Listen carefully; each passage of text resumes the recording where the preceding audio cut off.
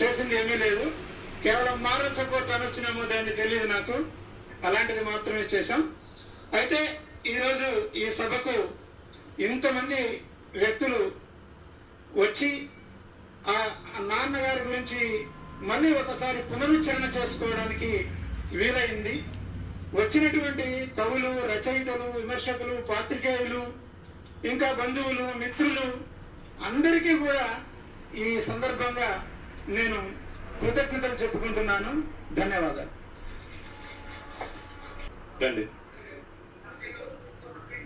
నమస్కారం. ఈ సభలో ఉన్న సాహితీవేత్తలకు, అలాగే వైసీ రెడ్డి గారి కుటుంబ సభ్యులకు నేను నమస్కారం తెలియజేసుకుంటున్నాను. నేను ఫస్ట్ టైం ఇంత గొప్ప సభకు రావడము, కానీ ఇంత అద్భుతమైన సభలో ఒకటే కరువయ్యింది. అది ఏమిటంటే, ఎంత గొప్పవారిని సన్మానం చేసుకునేటప్పుడు చప్పట్లు కరువయ్యాయి. అది నాకు చాలా బాధ కలిగించింది. ఎందుకంటే అక్కడ 4, అక్కడ 4, అక్కడ 2 చప్పట్లు వచ్చినాయి, కానీ మొత్తంగా కరతల ధ్వనులు అనేది ఎక్కువగా వినిపించలేదు. అదే ఏ రాజకీయ నాయకులు, ఏ సినిమా వాళ్ళే వస్తే అంత హంగామా చేస్తారు, కానీ ఇంత గొప్ప సభలో అది ఒక్కటి నాకు కరువైంది అని అనిపించింది. నా పేరు సుభద్రాదేవి. నేను నా చిన్ననాటి స్నేహితురాలు, అంటే 1వ తరగతి నుంచి 10వ తరగతి వరకు నేను పద్మ క్లాస్మేట్స్. అంటే వైసీ రెడ్డి గారి చిన్న కోడలు పద్మావతి నా క్లాస్మేట్. ఇంతవరకు నేను తనని నా స్నేహితురాలుగా చూశాను, కానీ ఇప్పటి నుండి నేను వైసీ రెడ్డి గారి కోడలుగా చూస్తాను.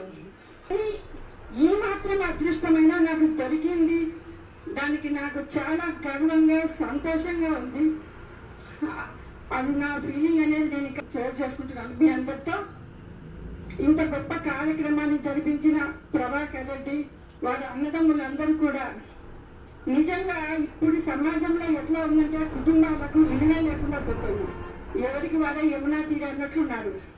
అటువంటిది చనిపోయిన తన నాన్నగారి 100వ జయంతి ఉత్సవం అనేది ఇక్కడ జరిపించడము అనేది, అంటే వైసీ రెడ్డి గారి ఆశయాలు, వారి మాటలు, వారి కర్తవ్యాలు, వారిన్నింటికి అంటే అవి ఎంతో స్ఫూర్తినిచ్చే ఆయన మాటలు, ఆయన సాహిత్యాన్ని మళ్ళీ తిరిగి ఆయన బ్రతికించేటట్లు ఇప్పుడు అనిపిస్తుంది.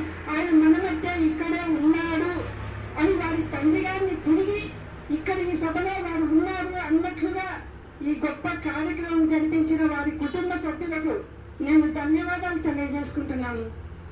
అంతేకాదు, ఈ విధంగా పెద్దల పట్ల గౌరవము, వినయ విధేయతలు ఇవన్నీ కూడా వారి సంతానం వైసీ రెడ్డి గారి పట్ల చూపించి వారి భవిష్యత్ తరానికి, అంటే వారి మనవళ్ళు, మనవరాళ్ళు వాళ్ళందరూ కూడా మంచి బాటలో నడిచేటట్లు వారి కుటుంబ సభ్యులు ఇవాళ స్ఫూర్తినిస్తున్నారు చూడండి వాళ్ళ పిల్లలకు.